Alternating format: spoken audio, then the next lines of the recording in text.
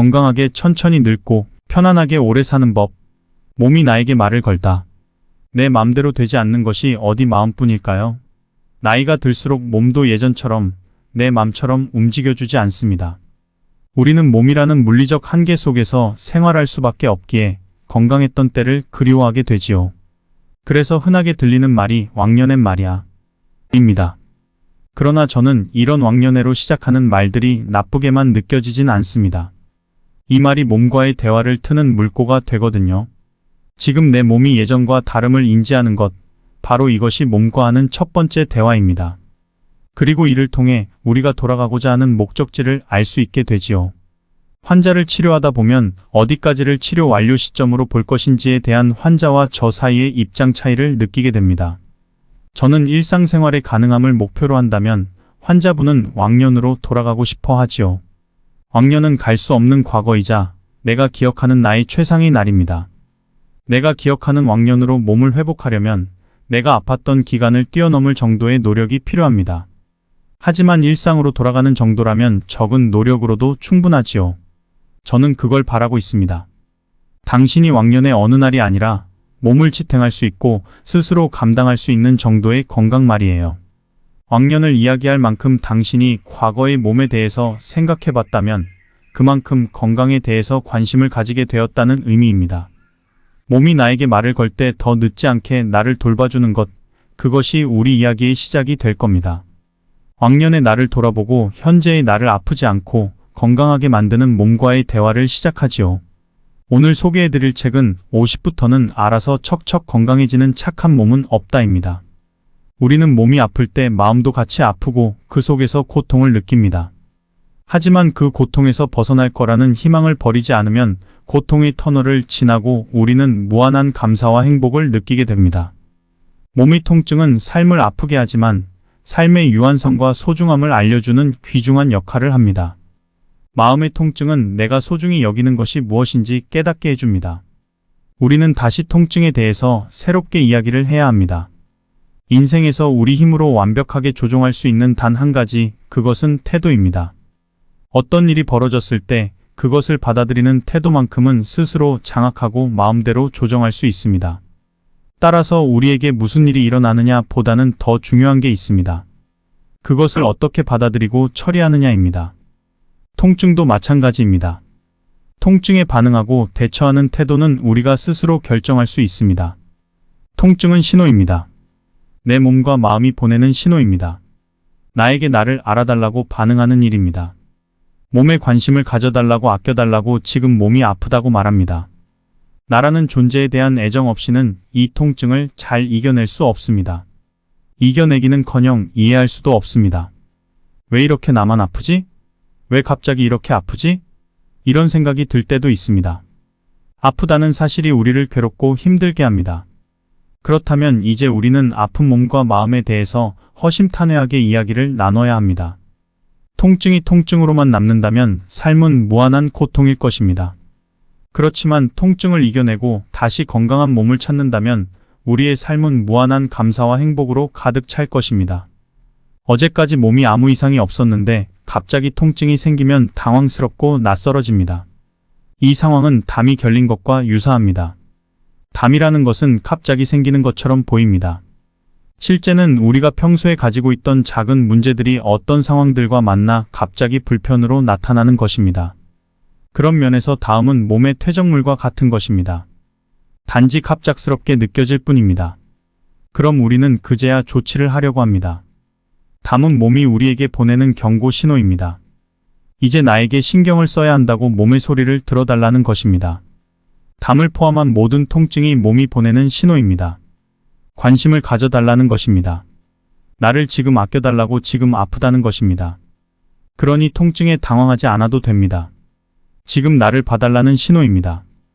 통증이 찾아오면 가장 먼저 해야 될 일은 멈춤입니다. 나를 질질 끌고 다니지 마세요. 아픈데도 이건 꼭 해야 돼. 이렇게 생각할 수도 있고 앞으로 아프지 않기 위해서는 지금이라도 운동을 시작해야 돼. 이렇게 결심할 수도 있습니다. 인간의 불행은 단 한 가지 고요한 방에 들어앉아 휴식할 줄 모르는 데서 비롯된다고 파스칼은 말했습니다. 멈춘다는 것은 그냥 힘을 빼고 쉬는 것만을 의미하지는 않습니다. 멈추기 위해서는 습관처럼 나아갔던 발걸음을 멈출 용기가 필요합니다. 그래서 멈춤은 새로운 힘을 모으는 운동인 것입니다. 지금 당장 몸에게 휴식을 선물하세요. 우리가 이렇게 열심히 일을 찾고 노력하는 이유는 행복하게 살기 위해서입니다. 플라톤은 행복하게 살기 위한 조건 5가지를 말했습니다. 1. 먹고 살기에 조금 부족한 듯한 재산. 2. 모든 사람의 칭찬하기에 약간 부족한 듯한 외모. 3. 자신이 생각한 것의 절반밖에 인정받지 못하는 병. 4. 남과 겨뤄서 한 사람은 이기고 두 사람에게는 치른 체력. 5. 연설했을 때 절반 정도 박수 받는 말솜씨. 플라톤이 생각하는 행복의 조건들은 우리가 생각하는 일반적인 행복의 조건들과 사뭇 다릅니다. 조금 부족하고 모자란 상태를 말합니다. 플라톤은 무엇이든 모자람이 없는 완벽한 상태에 있을 때 근심, 불안, 긴장, 불행이 교차하는 생활을 한다고 강조합니다. 이렇듯 행복을 느끼는 지점은 사람마다 다릅니다. 그래서 좋아하는 일을 찾아 계속 시도하고 나만의 행복을 찾는 것입니다. 그런데 대부분의 사람이 추구하는 행복은 눈에 보이는 외적인 것에 많이 맞춰져 있습니다. 번듯한 직장, 명문대라는 학벌, 그리고 뷰가 좋은 아파트 등 남이 보기 좋은 기준을 맞추고자 합니다. 그러나 이 기준으로만 살펴보면 나는 행복에서 더 멀어집니다. 항상 자신보다 남을 의식하고 살면, 남의 시선을 위해서만 살면 그러한 인생은 불행해집니다. 남을 의식할수록 나는 의식을 잃습니다.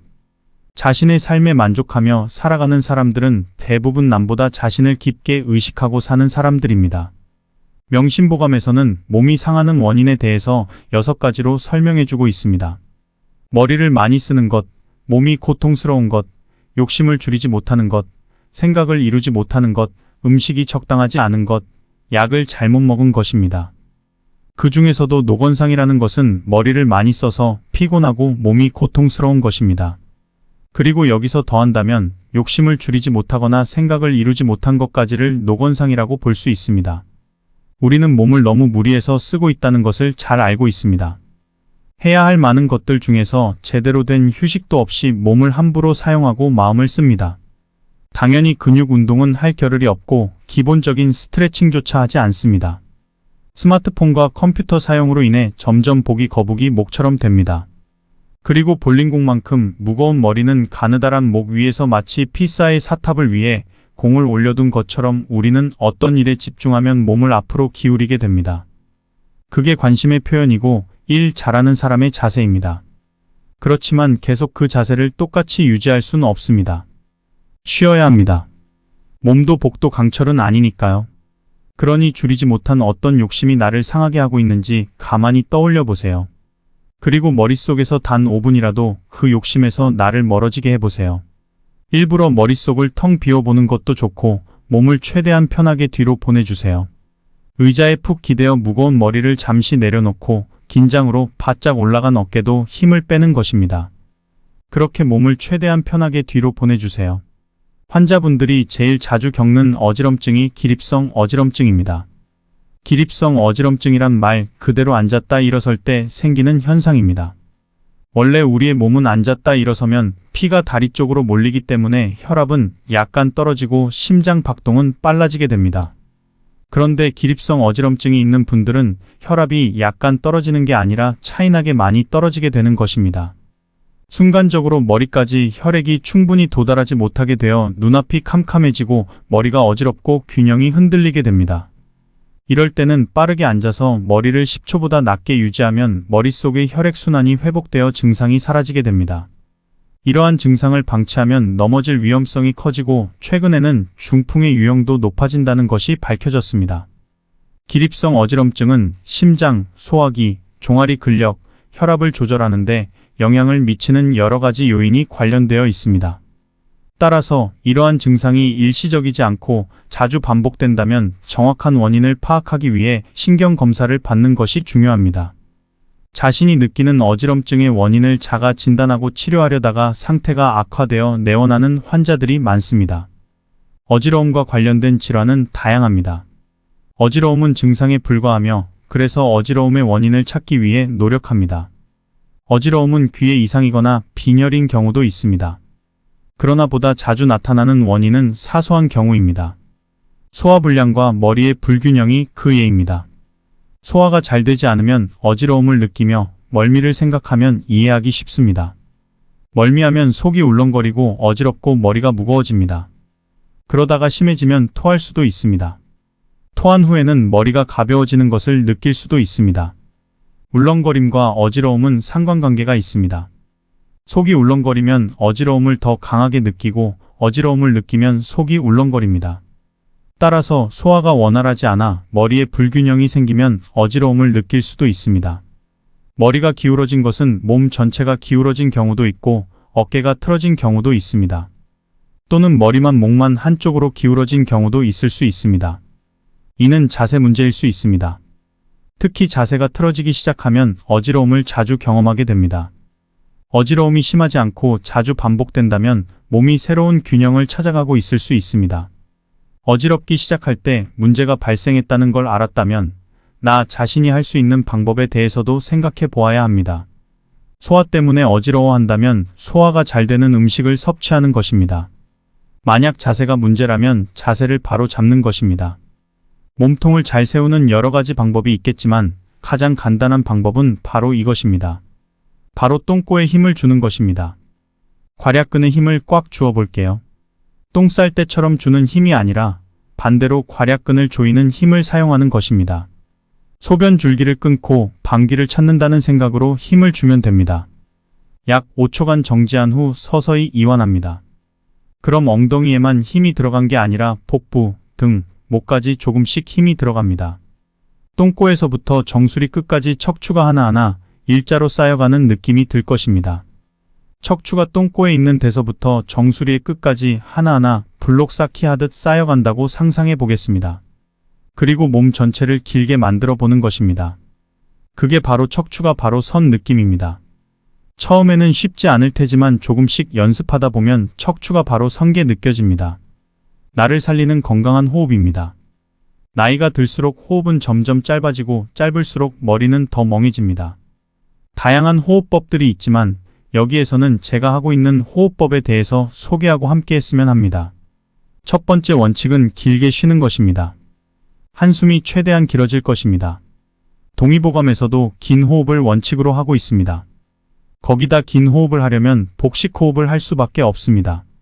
최근에는 이산화탄소의 양이 사람의 건강에 영향을 끼친다고도 이야기합니다.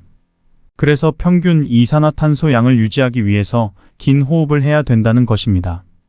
호흡은 나이를 먹을수록 짧아지고 심폐질환이 생길수록 더 짧아지고 거칠어집니다. 거기다 긴장할수록 호흡은 가빠지고 짧아지는 것입니다. 운동할 때와는 좀 다릅니다. 운동을 하면 최대한 깊게 들이마시려고 노력을 하게 됩니다. 온몸을 다 써서 호흡하는 것이 중요합니다.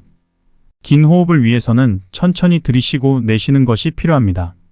가능한 한 천천히 깊게 들이마시고 천천히 그리고 완전히 내쉬는 것이 중요합니다. 이렇게 하면 복부를 사용하게 됩니다.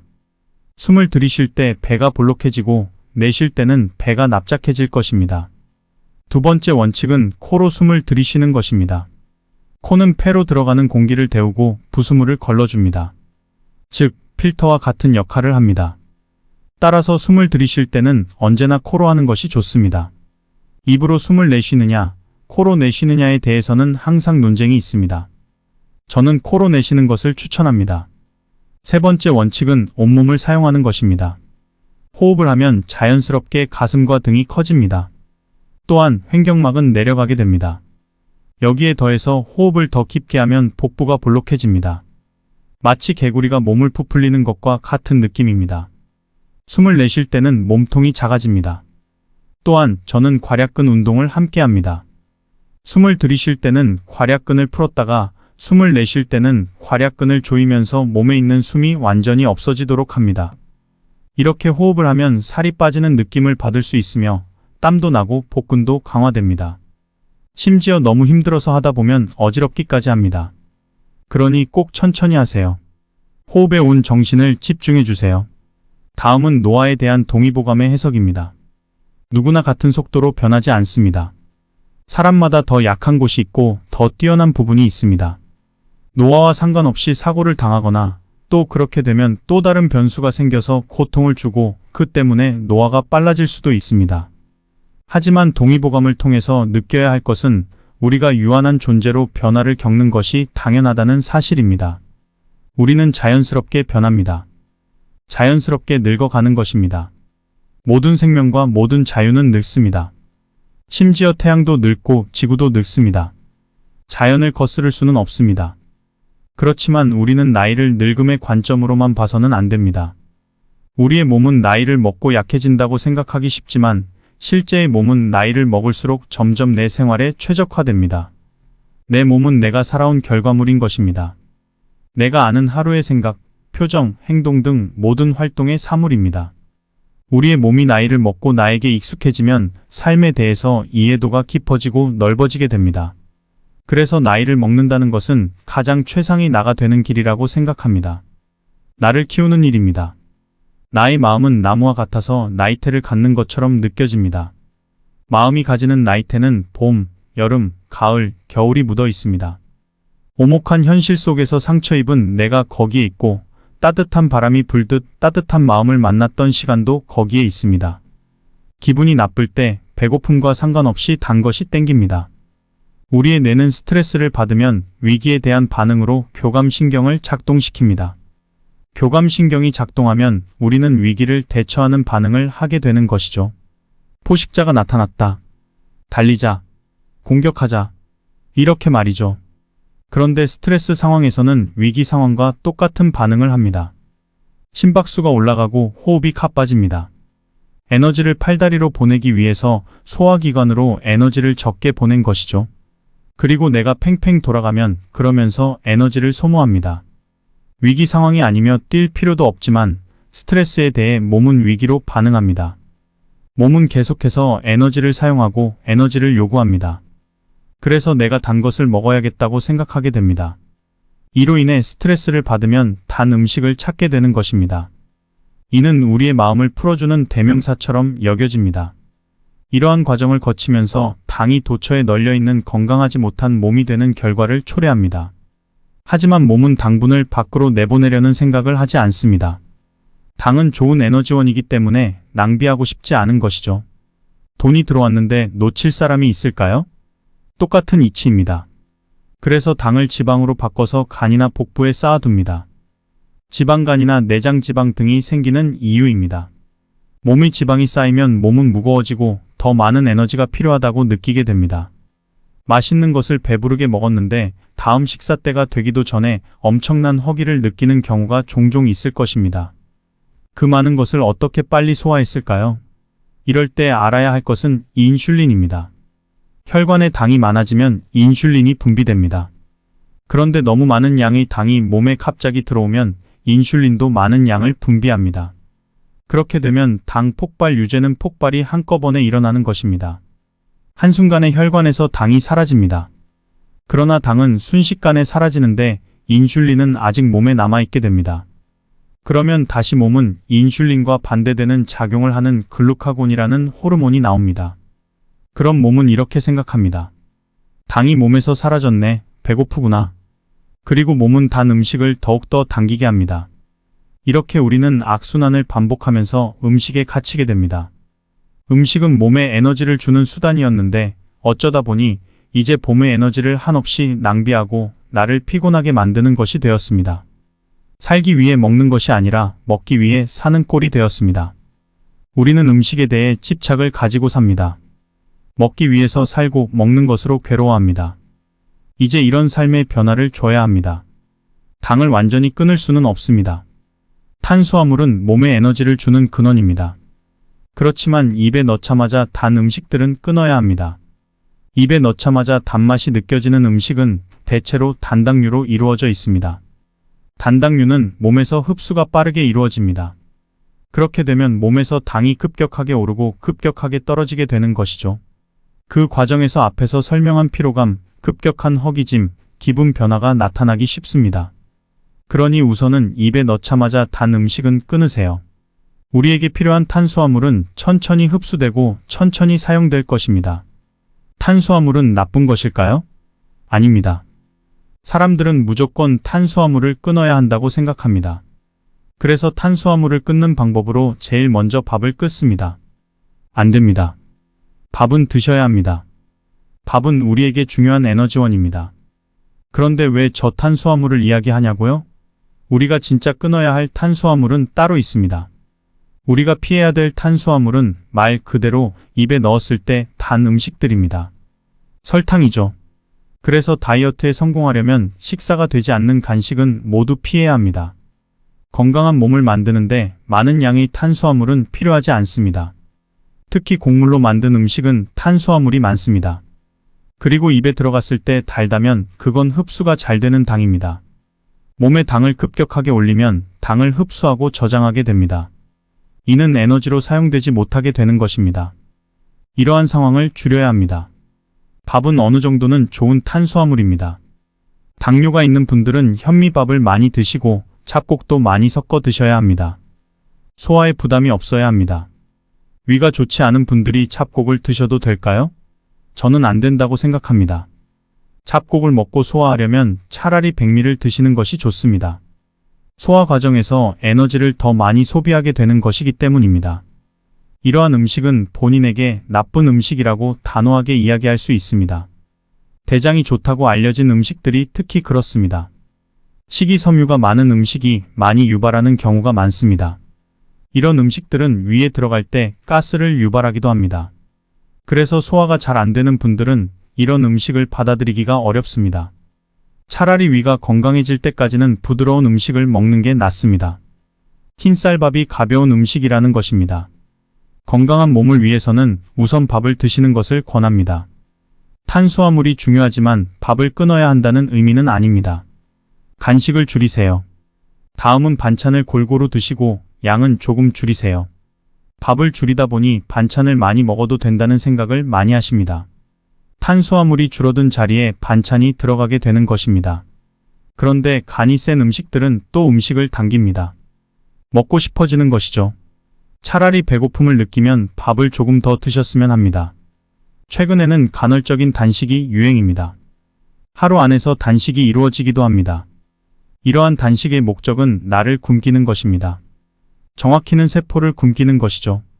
굶은 세포는 내 안에 있는 것을 재활용하고 새롭게 만듭니다. 이렇게 몸에 쌓인 것들이 사라지게 됩니다. 세포를 굶기고 소화함으로써 내 몸의 세포가 건강해지도록 도와줍니다. 내 몸의 세포가 죽는 것이 어떻게 좋은 일일까요?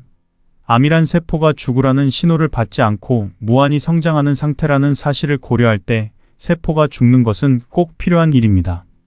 몸에 암이 생기지 않도록 도움을 주는 일이기 때문입니다. 또한 몸에 쓸모없는 것들을 제거하면서 살도 빠지는 효과도 있습니다.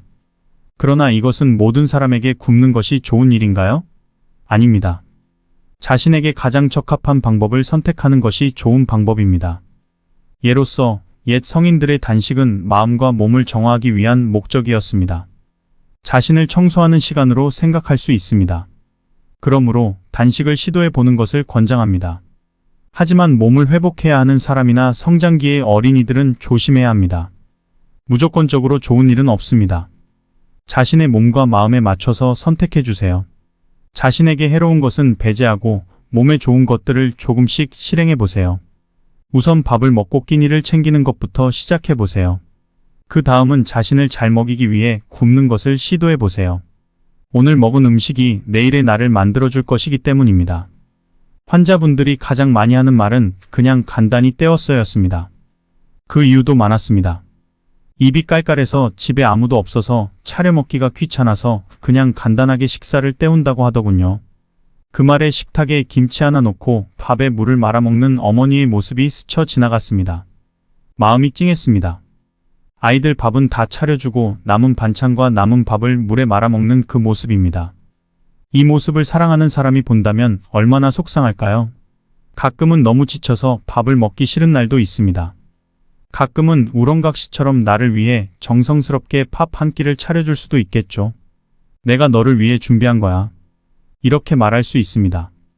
이럴 때 추가적으로 나와 대화하면서 먹거나 나에게 집중하면서 먹는 등의 시도를 해보는 것도 좋습니다. 음식을 먹기 전에 눈으로 한 번, 코로 한 번 냄새를 맡아보세요. 입술을 대서 촉각적으로도 한번 먹어보세요. 배고픔을 느끼면서 천천히 음미하며 한 입 먹는 것입니다. 마치 내가 소믈리에가 된 것처럼 말입니다. 이 음식을 맛보고 그 느낌을 그대로 기억해 주겠다는 마음으로 말입니다. 한 입 먹고 목으로 넘어가는 목 넘김까지 인지해 봅니다. 그리고 천천히 위가 움직이며 배가 불러오는 느낌도 느껴보면 좋을 것입니다. 이런 식사해 보신 적 있나요? 식사 명상, 음식 명상으로 최근에 많이 등장하고 있습니다. 저는 이 방법이 꽤 좋다고 생각합니다. 저에게도 많은 도움이 되었습니다. 식사할 때 TV나 SNS를 틀어놓고 밥을 먹곤 합니다. 그러면 솔직히 무엇을 먹었는지 잘 기억이 나지 않습니다. 무슨 맛이었는지도 기억이 잘 안 나죠. 단지 먹었던 것입니다. 하지만 고급 레스토랑에서 먹은 음식은 포만감도 금세 느끼고 뭘 먹었는지도 뚜렷하게 기억합니다. 그날의 조명, 입었던 옷, 함께 음식을 먹었던 사람, 음식의 식감, 냄새, 순서, 맛, 향까지 생각합니다. 저는 사람들이 중요한 날에 일부러 비싼 음식을 먹으러 가는 이유가 있다고 생각합니다. 좋은 재료로 만든 음식이라서 기억이 날 수도 있죠. 건강하게 천천히 늙고 편안하게 오래 사는 법. 몸이 나에게 말을 걸다. 내 맘대로 되지 않는 것이 어디 마음뿐일까요? 나이가 들수록 몸도 예전처럼 내 맘처럼 움직여주지 않습니다. 우리는 몸이라는 물리적 한계 속에서 생활할 수밖에 없기에 건강했던 때를 그리워하게 되지요. 그래서 흔하게 들리는 말이 왕년엔 말이야 입니다. 그러나 저는 이런 왕년애로 시작하는 말들이 나쁘게만 느껴지진 않습니다. 이 말이 몸과의 대화를 트는 물꼬가 되거든요. 지금 내 몸이 예전과 다름을 인지하는 것, 바로 이것이 몸과 하는 첫 번째 대화입니다. 그리고 이를 통해 우리가 돌아가고자 하는 목적지를 알 수 있게 되지요. 환자를 치료하다 보면 어디까지를 치료 완료 시점으로 볼 것인지에 대한 환자와 저 사이의 입장 차이를 느끼게 됩니다. 저는 일상생활의 가능함을 목표로 한다면 환자분은 왕년으로 돌아가고 싶어 하지요. 왕년은 갈 수 없는 과거이자 내가 기억하는 나의 최상의 날입니다. 내가 기억하는 왕년으로 몸을 회복하려면 내가 아팠던 기간을 뛰어넘을 정도의 노력이 필요합니다. 하지만 일상으로 돌아가는 정도라면 적은 노력으로도 충분하지요. 저는 그걸 바라고 있습니다. 당신이 왕년의 어느 날이 아니라 몸을 지탱할 수 있고 스스로 감당할 수 있는 정도의 건강 말이에요.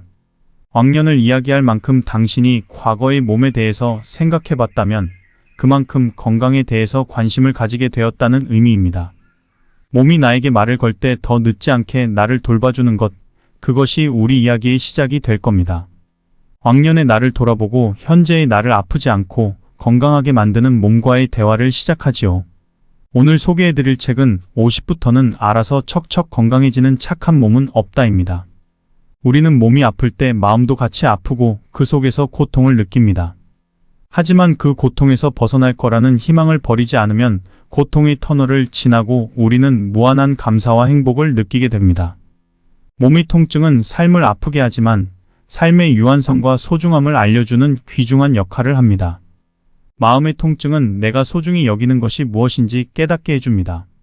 우리는 다시 통증에 대해서 새롭게 이야기를 해야 합니다. 인생에서 우리 힘으로 완벽하게 조종할 수 있는 단 한 가지, 그것은 태도입니다. 어떤 일이 벌어졌을 때 그것을 받아들이는 태도만큼은 스스로 장악하고 마음대로 조정할 수 있습니다. 따라서 우리에게 무슨 일이 일어나느냐 보다는 더 중요한 게 있습니다. 그것을 어떻게 받아들이고 처리하느냐입니다. 통증도 마찬가지입니다. 통증에 반응하고 대처하는 태도는 우리가 스스로 결정할 수 있습니다. 통증은 신호입니다. 내 몸과 마음이 보내는 신호입니다. 나에게 나를 알아달라고 반응하는 일입니다. 몸에 관심을 가져달라고 아껴달라고 지금 몸이 아프다고 말합니다. 나라는 존재에 대한 애정 없이는 이 통증을 잘 이겨낼 수 없습니다. 이겨내기는커녕 이해할 수도 없습니다. 왜 이렇게 나만 아프지? 왜 갑자기 이렇게 아프지? 이런 생각이 들 때도 있습니다. 아프다는 사실이 우리를 괴롭고 힘들게 합니다. 그렇다면 이제 우리는 아픈 몸과 마음에 대해서 허심탄회하게 이야기를 나눠야 합니다. 통증이 통증으로만 남는다면 삶은 무한한 고통일 것입니다. 그렇지만 통증을 이겨내고 다시 건강한 몸을 찾는다면 우리의 삶은 무한한 감사와 행복으로 가득 찰 것입니다. 어제까지 몸이 아무 이상이 없었는데 갑자기 통증이 생기면 당황스럽고 낯설어집니다. 이 상황은 담이 결린 것과 유사합니다. 담이라는 것은 갑자기 생기는 것처럼 보입니다. 실제는 우리가 평소에 가지고 있던 작은 문제들이 어떤 상황들과 만나 갑자기 불편으로 나타나는 것입니다. 그런 면에서 다음은 몸의 퇴적물과 같은 것입니다. 단지 갑작스럽게 느껴질 뿐입니다. 그럼 우리는 그제야 조치를 하려고 합니다. 담은 몸이 우리에게 보내는 경고 신호입니다. 이제 나에게 신경을 써야 한다고 몸의 소리를 들어달라는 것입니다. 담을 포함한 모든 통증이 몸이 보내는 신호입니다. 관심을 가져달라는 것입니다. 나를 지금 아껴달라고 지금 아프다는 것입니다. 그러니 통증에 당황하지 않아도 됩니다. 지금 나를 봐달라는 신호입니다. 통증이 찾아오면 가장 먼저 해야 될 일은 멈춤입니다. 나를 질질 끌고 다니지 마세요. 아픈데도 이건 꼭 해야 돼. 이렇게 생각할 수도 있고, 앞으로 아프지 않기 위해서는 지금이라도 운동을 시작해야 돼. 이렇게 결심할 수도 있습니다. 인간의 불행은 단 한 가지 고요한 방에 들어앉아 휴식할 줄 모르는 데서 비롯된다고 파스칼은 말했습니다. 멈춘다는 것은 그냥 힘을 빼고 쉬는 것만을 의미하지는 않습니다. 멈추기 위해서는 습관처럼 나아갔던 발걸음을 멈출 용기가 필요합니다. 그래서 멈춤은 새로운 힘을 모으는 운동인 것입니다. 지금 당장 몸에게 휴식을 선물하세요. 우리가 이렇게 열심히 일을 찾고 노력하는 이유는 행복하게 살기 위해서입니다. 플라톤은 행복하게 살기 위한 조건 5가지를 말했습니다. 1. 먹고 살기에 조금 부족한 듯한 재산. 2. 모든 사람의 칭찬하기에 약간 부족한 듯한 외모. 3. 자신이 생각한 것의 절반밖에 인정받지 못하는 병. 4. 남과 겨뤄서 한 사람은 이기고 두 사람에게는 지른 체력. 5. 연설했을 때 절반 정도 박수 받는 말솜씨. 플라톤이 생각하는 행복의 조건들은 우리가 생각하는 일반적인 행복의 조건들과 사뭇 다릅니다. 조금 부족하고 모자란 상태를 말합니다. 플라톤은 무엇이든 모자람이 없는 완벽한 상태에 있을 때 근심, 불안, 긴장, 불행이 교차하는 생활을 한다고 강조합니다. 이렇듯 행복을 느끼는 지점은 사람마다 다릅니다. 그래서 좋아하는 일을 찾아 계속 시도하고 나만의 행복을 찾는 것입니다. 그런데 대부분의 사람이 추구하는 행복은 눈에 보이는 외적인 것에 많이 맞춰져 있습니다. 번듯한 직장, 명문대라는 학벌, 그리고 뷰가 좋은 아파트 등 남이 보기 좋은 기준을 맞추고자 합니다. 그러나 이 기준으로만 살펴보면 나는 행복에서 더 멀어집니다. 항상 자신보다 남을 의식하고 살면, 남의 시선을 위해서만 살면 그러한 인생은 불행해집니다. 남을 의식할수록 나는 의식을 잃습니다. 자신의 삶에 만족하며 살아가는 사람들은 대부분 남보다 자신을 깊게 의식하고 사는 사람들입니다. 명심보감에서는 몸이 상하는 원인에 대해서 6가지로 설명해주고 있습니다. 머리를 많이 쓰는 것, 몸이 고통스러운 것, 욕심을 줄이지 못하는 것, 생각을 이루지 못하는 것, 음식이 적당하지 않은 것, 약을 잘못 먹은 것입니다. 그 중에서도 노건상이라는 것은 머리를 많이 써서 피곤하고 몸이 고통스러운 것입니다. 그리고 여기서 더한다면 욕심을 줄이지 못하거나 생각을 이루지 못한 것까지를 노건상이라고 볼 수 있습니다. 우리는 몸을 너무 무리해서 쓰고 있다는 것을 잘 알고 있습니다. 해야 할 많은 것들 중에서 제대로 된 휴식도 없이 몸을 함부로 사용하고 마음을 씁니다. 당연히 근육 운동은 할 겨를이 없고 기본적인 스트레칭조차 하지 않습니다. 스마트폰과 컴퓨터 사용으로 인해 점점 보기 거북이 목처럼 됩니다. 그리고 볼링공만큼 무거운 머리는 가느다란 목 위에서 마치 피사의 사탑을 위해 공을 올려둔 것처럼 우리는 어떤 일에 집중하면 몸을 앞으로 기울이게 됩니다. 그게 관심의 표현이고 일 잘하는 사람의 자세입니다. 그렇지만 계속 그 자세를 똑같이 유지할 수는 없습니다. 쉬어야 합니다. 몸도 복도 강철은 아니니까요. 그러니 줄이지 못한 어떤 욕심이 나를 상하게 하고 있는지 가만히 떠올려 보세요. 그리고 머릿속에서 단 5분이라도 그 욕심에서 나를 멀어지게 해보세요. 일부러 머릿속을 텅 비워보는 것도 좋고 몸을 최대한 편하게 뒤로 보내주세요. 의자에 푹 기대어 무거운 머리를 잠시 내려놓고 긴장으로 바짝 올라간 어깨도 힘을 빼는 것입니다. 그렇게 몸을 최대한 편하게 뒤로 보내주세요. 환자분들이 제일 자주 겪는 어지럼증이 기립성 어지럼증입니다. 기립성 어지럼증이란 말 그대로 앉았다 일어설 때 생기는 현상입니다. 원래 우리의 몸은 앉았다 일어서면 피가 다리 쪽으로 몰리기 때문에 혈압은 약간 떨어지고 심장 박동은 빨라지게 됩니다. 그런데 기립성 어지럼증이 있는 분들은 혈압이 약간 떨어지는 게 아니라 차이나게 많이 떨어지게 되는 것입니다. 순간적으로 머리까지 혈액이 충분히 도달하지 못하게 되어 눈앞이 캄캄해지고 머리가 어지럽고 균형이 흔들리게 됩니다. 이럴 때는 빠르게 앉아서 머리를 10초보다 낮게 유지하면 머릿속의 혈액순환이 회복되어 증상이 사라지게 됩니다. 이러한 증상을 방치하면 넘어질 위험성이 커지고 최근에는 중풍의 유형도 높아진다는 것이 밝혀졌습니다. 기립성 어지럼증은 심장, 소화기, 종아리 근력, 혈압을 조절하는데 영향을 미치는 여러 가지 요인이 관련되어 있습니다. 따라서 이러한 증상이 일시적이지 않고 자주 반복된다면 정확한 원인을 파악하기 위해 신경검사를 받는 것이 중요합니다. 자신이 느끼는 어지럼증의 원인을 자가 진단하고 치료하려다가 상태가 악화되어 내원하는 환자들이 많습니다. 어지러움과 관련된 질환은 다양합니다. 어지러움은 증상에 불과하며 그래서 어지러움의 원인을 찾기 위해 노력합니다. 어지러움은 귀에 이상이거나 빈혈인 경우도 있습니다. 그러나 보다 자주 나타나는 원인은 사소한 경우입니다. 소화불량과 머리의 불균형이 그 예입니다. 소화가 잘 되지 않으면 어지러움을 느끼며 멀미를 생각하면 이해하기 쉽습니다. 멀미하면 속이 울렁거리고 어지럽고 머리가 무거워집니다. 그러다가 심해지면 토할 수도 있습니다. 토한 후에는 머리가 가벼워지는 것을 느낄 수도 있습니다. 울렁거림과 어지러움은 상관관계가 있습니다. 속이 울렁거리면 어지러움을 더 강하게 느끼고 어지러움을 느끼면 속이 울렁거립니다. 따라서 소화가 원활하지 않아 머리에 불균형이 생기면 어지러움을 느낄 수도 있습니다. 머리가 기울어진 것은 몸 전체가 기울어진 경우도 있고 어깨가 틀어진 경우도 있습니다. 또는 머리만 목만 한쪽으로 기울어진 경우도 있을 수 있습니다. 이는 자세 문제일 수 있습니다. 특히 자세가 틀어지기 시작하면 어지러움을 자주 경험하게 됩니다. 어지러움이 심하지 않고 자주 반복된다면 몸이 새로운 균형을 찾아가고 있을 수 있습니다. 어지럽기 시작할 때 문제가 발생했다는 걸 알았다면 나 자신이 할 수 있는 방법에 대해서도 생각해 보아야 합니다. 소화 때문에 어지러워한다면 소화가 잘 되는 음식을 섭취하는 것입니다. 만약 자세가 문제라면 자세를 바로 잡는 것입니다. 몸통을 잘 세우는 여러 가지 방법이 있겠지만 가장 간단한 방법은 바로 이것입니다. 바로 똥꼬에 힘을 주는 것입니다. 괄약근에 힘을 꽉 주어 볼게요. 똥 쌀 때처럼 주는 힘이 아니라 반대로 괄약근을 조이는 힘을 사용하는 것입니다. 소변 줄기를 끊고 방귀를 찾는다는 생각으로 힘을 주면 됩니다. 약 5초간 정지한 후 서서히 이완합니다.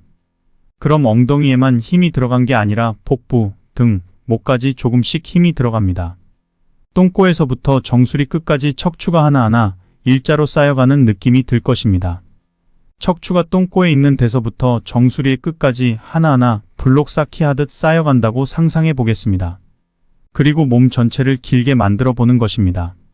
그게 바로 척추가 바로 선 느낌입니다. 처음에는 쉽지 않을 테지만 조금씩 연습하다 보면 척추가 바로 선 게 느껴집니다. 나를 살리는 건강한 호흡입니다. 나이가 들수록 호흡은 점점 짧아지고 짧을수록 머리는 더 멍해집니다. 다양한 호흡법들이 있지만 여기에서는 제가 하고 있는 호흡법에 대해서 소개하고 함께 했으면 합니다. 첫 번째 원칙은 길게 쉬는 것입니다. 한숨이 최대한 길어질 것입니다. 동의보감에서도 긴 호흡을 원칙으로 하고 있습니다. 거기다 긴 호흡을 하려면 복식 호흡을 할 수밖에 없습니다. 최근에는 이산화탄소의 양이 사람의 건강에 영향을 끼친다고도 이야기합니다. 그래서 평균 이산화탄소 양을 유지하기 위해서 긴 호흡을 해야 된다는 것입니다. 호흡은 나이를 먹을수록 짧아지고 심폐질환이 생길수록 더 짧아지고 거칠어집니다. 거기다 긴장할수록 호흡은 가빠지고 짧아지는 것입니다. 운동할 때와는 좀 다릅니다. 운동을 하면 최대한 깊게 들이마시려고 노력을 하게 됩니다. 온몸을 다 써서 호흡하는 것이 중요합니다. 긴 호흡을 위해서는 천천히 들이쉬고 내쉬는 것이 필요합니다. 가능한 한 천천히 깊게 들이마시고 천천히 그리고 완전히 내쉬는 것이 중요합니다. 이렇게 하면 복부를 사용하게 됩니다. 숨을 들이쉴 때 배가 볼록해지고 내쉴 때는 배가 납작해질 것입니다. 두 번째 원칙은 코로 숨을 들이쉬는 것입니다. 코는 폐로 들어가는 공기를 데우고 부수물을 걸러줍니다. 즉, 필터와 같은 역할을 합니다. 따라서 숨을 들이쉴 때는 언제나 코로 하는 것이 좋습니다. 입으로 숨을 내쉬느냐, 코로 내쉬느냐에 대해서는 항상 논쟁이 있습니다. 저는 코로 내쉬는 것을 추천합니다. 세 번째 원칙은 온몸을 사용하는 것입니다. 호흡을 하면 자연스럽게 가슴과 등이 커집니다. 또한 횡격막은 내려가게 됩니다. 여기에 더해서 호흡을 더 깊게 하면 복부가 볼록해집니다. 마치 개구리가 몸을 부풀리는 것과 같은 느낌입니다. 숨을 내쉴 때는 몸통이 작아집니다. 또한 저는 괄약근 운동을 함께 합니다. 숨을 들이쉴 때는 괄약근을 풀었다가 숨을 내쉴 때는 괄약근을 조이면서 몸에 있는 숨이 완전히 없어지도록 합니다. 이렇게 호흡을 하면 살이 빠지는 느낌을 받을 수 있으며 땀도 나고 복근도 강화됩니다. 심지어 너무 힘들어서 하다 보면 어지럽기까지 합니다. 그러니 꼭 천천히 하세요. 호흡에 온 정신을 집중해 주세요. 다음은 노화에 대한 동의보감의 해석입니다. 누구나 같은 속도로 변하지 않습니다. 사람마다 더 약한 곳이 있고 더 뛰어난 부분이 있습니다. 노화와 상관없이 사고를 당하거나 또 그렇게 되면 또 다른 변수가 생겨서 고통을 주고 그 때문에 노화가 빨라질 수도 있습니다. 하지만 동의보감을 통해서 느껴야 할 것은 우리가 유한한 존재로 변화를 겪는 것이 당연하다는 사실입니다. 우리는 자연스럽게 변합니다. 자연스럽게 늙어가는 것입니다. 모든 생명과 모든 자유는 늙습니다. 심지어 태양도 늙고 지구도 늙습니다. 자연을 거스를 수는 없습니다. 그렇지만 우리는 나이를 늙음의 관점으로만 봐서는 안 됩니다. 우리의 몸은 나이를 먹고 약해진다고 생각하기 쉽지만 실제의 몸은 나이를 먹을수록 점점 내 생활에 최적화됩니다. 내 몸은 내가 살아온 결과물인 것입니다. 내가 아는 하루의 생각, 표정, 행동 등 모든 활동의 사물입니다. 우리의 몸이 나이를 먹고 나에게 익숙해지면 삶에 대해서 이해도가 깊어지고 넓어지게 됩니다. 그래서 나이를 먹는다는 것은 가장 최상의 나가 되는 길이라고 생각합니다. 나를 키우는 일입니다. 나의 마음은 나무와 같아서 나이테를 갖는 것처럼 느껴집니다. 마음이 가지는 나이테는 봄, 여름, 가을, 겨울이 묻어 있습니다. 오목한 현실 속에서 상처 입은 내가 거기에 있고 따뜻한 바람이 불듯 따뜻한 마음을 만났던 시간도 거기에 있습니다. 기분이 나쁠 때 배고픔과 상관없이 단 것이 땡깁니다. 우리의 뇌는 스트레스를 받으면 위기에 대한 반응으로 교감신경을 작동시킵니다. 교감신경이 작동하면 우리는 위기를 대처하는 반응을 하게 되는 것이죠. 포식자가 나타났다. 달리자. 공격하자. 이렇게 말이죠. 그런데 스트레스 상황에서는 위기 상황과 똑같은 반응을 합니다. 심박수가 올라가고 호흡이 가빠집니다. 에너지를 팔다리로 보내기 위해서 소화기관으로 에너지를 적게 보낸 것이죠. 그리고 내가 팽팽 돌아가면 그러면서 에너지를 소모합니다. 위기 상황이 아니며 뛸 필요도 없지만 스트레스에 대해 몸은 위기로 반응합니다. 몸은 계속해서 에너지를 사용하고 에너지를 요구합니다. 그래서 내가 단 것을 먹어야겠다고 생각하게 됩니다. 이로 인해 스트레스를 받으면 단 음식을 찾게 되는 것입니다. 이는 우리의 마음을 풀어주는 대명사처럼 여겨집니다. 이러한 과정을 거치면서 당이 도처에 널려있는 건강하지 못한 몸이 되는 결과를 초래합니다. 하지만 몸은 당분을 밖으로 내보내려는 생각을 하지 않습니다. 당은 좋은 에너지원이기 때문에 낭비하고 싶지 않은 것이죠. 돈이 들어왔는데 놓칠 사람이 있을까요? 똑같은 이치입니다. 그래서 당을 지방으로 바꿔서 간이나 복부에 쌓아둡니다. 지방간이나 내장지방 등이 생기는 이유입니다. 몸의 지방이 쌓이면 몸은 무거워지고 더 많은 에너지가 필요하다고 느끼게 됩니다. 맛있는 것을 배부르게 먹었는데 다음 식사 때가 되기도 전에 엄청난 허기를 느끼는 경우가 종종 있을 것입니다. 그 많은 것을 어떻게 빨리 소화했을까요? 이럴 때 알아야 할 것은 인슐린입니다. 혈관에 당이 많아지면 인슐린이 분비됩니다. 그런데 너무 많은 양의 당이 몸에 갑자기 들어오면 인슐린도 많은 양을 분비합니다. 그렇게 되면 당 폭발 유제는 폭발이 한꺼번에 일어나는 것입니다. 한순간에 혈관에서 당이 사라집니다. 그러나 당은 순식간에 사라지는데 인슐린은 아직 몸에 남아있게 됩니다. 그러면 다시 몸은 인슐린과 반대되는 작용을 하는 글루카곤이라는 호르몬이 나옵니다. 그럼 몸은 이렇게 생각합니다. 당이 몸에서 사라졌네. 배고프구나. 그리고 몸은 단 음식을 더욱더 당기게 합니다. 이렇게 우리는 악순환을 반복하면서 음식에 갇히게 됩니다. 음식은 몸에 에너지를 주는 수단이었는데 어쩌다 보니 이제 몸의 에너지를 한없이 낭비하고 나를 피곤하게 만드는 것이 되었습니다. 살기 위해 먹는 것이 아니라 먹기 위해 사는 꼴이 되었습니다. 우리는 음식에 대해 집착을 가지고 삽니다. 먹기 위해서 살고 먹는 것으로 괴로워합니다. 이제 이런 삶의 변화를 줘야 합니다. 당을 완전히 끊을 수는 없습니다. 탄수화물은 몸에 에너지를 주는 근원입니다. 그렇지만 입에 넣자마자 단 음식들은 끊어야 합니다. 입에 넣자마자 단맛이 느껴지는 음식은 대체로 단당류로 이루어져 있습니다. 단당류는 몸에서 흡수가 빠르게 이루어집니다. 그렇게 되면 몸에서 당이 급격하게 오르고 급격하게 떨어지게 되는 것이죠. 그 과정에서 앞에서 설명한 피로감, 급격한 허기짐, 기분 변화가 나타나기 쉽습니다. 그러니 우선은 입에 넣자마자 단 음식은 끊으세요. 우리에게 필요한 탄수화물은 천천히 흡수되고 천천히 사용될 것입니다. 탄수화물은 나쁜 것일까요? 아닙니다. 사람들은 무조건 탄수화물을 끊어야 한다고 생각합니다. 그래서 탄수화물을 끊는 방법으로 제일 먼저 밥을 끊습니다. 안 됩니다. 밥은 드셔야 합니다. 밥은 우리에게 중요한 에너지원입니다. 그런데 왜 저탄수화물을 이야기하냐고요? 우리가 진짜 끊어야 할 탄수화물은 따로 있습니다. 우리가 피해야 될 탄수화물은 말 그대로 입에 넣었을 때 단 음식들입니다. 설탕이죠. 그래서 다이어트에 성공하려면 식사가 되지 않는 간식은 모두 피해야 합니다. 건강한 몸을 만드는데 많은 양의 탄수화물은 필요하지 않습니다. 특히 곡물로 만든 음식은 탄수화물이 많습니다. 그리고 입에 들어갔을 때 달다면 그건 흡수가 잘 되는 당입니다. 몸에 당을 급격하게 올리면 당을 흡수하고 저장하게 됩니다. 이는 에너지로 사용되지 못하게 되는 것입니다. 이러한 상황을 줄여야 합니다. 밥은 어느 정도는 좋은 탄수화물입니다. 당뇨가 있는 분들은 현미밥을 많이 드시고 잡곡도 많이 섞어 드셔야 합니다. 소화에 부담이 없어야 합니다. 위가 좋지 않은 분들이 잡곡을 드셔도 될까요? 저는 안 된다고 생각합니다. 잡곡을 먹고 소화하려면 차라리 백미를 드시는 것이 좋습니다. 소화 과정에서 에너지를 더 많이 소비하게 되는 것이기 때문입니다. 이러한 음식은 본인에게 나쁜 음식이라고 단호하게 이야기할 수 있습니다.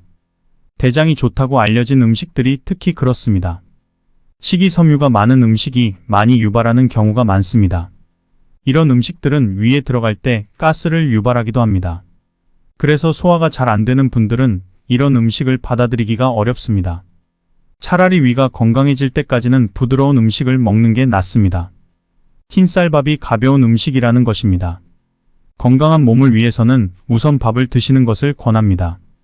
탄수화물이 중요하지만 밥을 끊어야 한다는 의미는 아닙니다. 간식을 줄이세요. 다음은 반찬을 골고루 드시고 양은 조금 줄이세요. 밥을 줄이다 보니 반찬을 많이 먹어도 된다는 생각을 많이 하십니다. 탄수화물이 줄어든 자리에 반찬이 들어가게 되는 것입니다. 그런데 간이 센 음식들은 또 음식을 당깁니다. 먹고 싶어지는 것이죠. 차라리 배고픔을 느끼면 밥을 조금 더 드셨으면 합니다. 최근에는 간헐적인 단식이 유행입니다. 하루 안에서 단식이 이루어지기도 합니다. 이러한 단식의 목적은 나를 굶기는 것입니다. 정확히는 세포를 굶기는 것이죠. 굶은 세포는 내 안에 있는 것을 재활용하고 새롭게 만듭니다. 이렇게 몸에 쌓인 것들이 사라지게 됩니다. 세포를 굶기고 소화함으로써 내 몸의 세포가 건강해지도록 도와줍니다. 내 몸의 세포가 죽는 것이 어떻게 좋은 일일까요? 암이란 세포가 죽으라는 신호를 받지 않고 무한히 성장하는 상태라는 사실을 고려할 때 세포가 죽는 것은 꼭 필요한 일입니다. 몸에 암이 생기지 않도록 도움을 주는 일이기 때문입니다. 또한 몸에 쓸모없는 것들을 제거하면서 살도 빠지는 효과도 있습니다. 그러나 이것은 모든 사람에게 굶는 것이 좋은 일인가요? 아닙니다. 자신에게 가장 적합한 방법을 선택하는 것이 좋은 방법입니다. 예로서 옛 성인들의 단식은 마음과 몸을 정화하기 위한 목적이었습니다. 자신을 청소하는 시간으로 생각할 수 있습니다. 그러므로 단식을 시도해 보는 것을 권장합니다. 하지만 몸을 회복해야 하는 사람이나 성장기의 어린이들은 조심해야 합니다. 무조건적으로 좋은 일은 없습니다. 자신의 몸과 마음에 맞춰서 선택해 주세요. 자신에게 해로운 것은 배제하고 몸에 좋은 것들을 조금씩 실행해 보세요. 우선 밥을 먹고 끼니를 챙기는 것부터 시작해 보세요. 그 다음은 자신을 잘 먹이기 위해 굶는 것을 시도해 보세요. 오늘 먹은 음식이 내일의 나를 만들어줄 것이기 때문입니다. 환자분들이 가장 많이 하는 말은 그냥 간단히 때웠어였습니다. 그 이유도 많았습니다. 입이 깔깔해서 집에 아무도 없어서 차려 먹기가 귀찮아서 그냥 간단하게 식사를 때운다고 하더군요.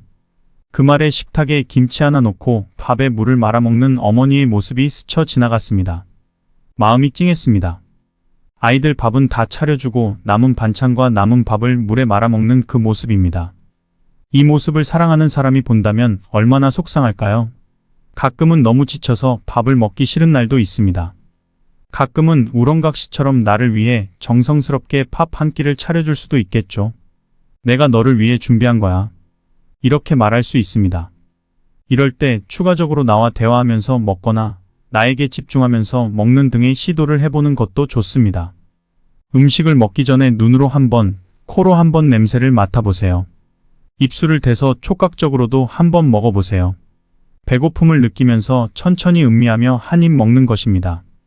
마치 내가 소믈리에가 된 것처럼 말입니다. 이 음식을 맛보고 그 느낌을 그대로 기억해 주겠다는 마음으로 말입니다.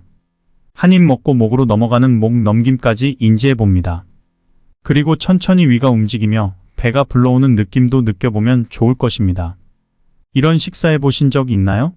식사 명상, 음식 명상으로 최근에 많이 등장하고 있습니다. 저는 이 방법이 꽤 좋다고 생각합니다. 저에게도 많은 도움이 되었습니다. 식사할 때 TV나 SNS를 틀어놓고 밥을 먹곤 합니다.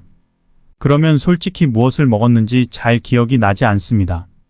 무슨 맛이었는지도 기억이 잘 안 나죠. 단지 먹었던 것입니다. 하지만 고급 레스토랑에서 먹은 음식은 포만감도 금세 느끼고 뭘 먹었는지도 뚜렷하게 기억합니다. 그날의 조명, 입었던 옷, 함께 음식을 먹었던 사람, 음식의 식감, 냄새, 순서, 맛, 향까지 생각합니다. 저는 사람들이 중요한 날에 일부러 비싼 음식을 먹으러 가는 이유가 있다고 생각합니다. 좋은 재료로 만든 음식이라서 기억이 날 수도 있죠.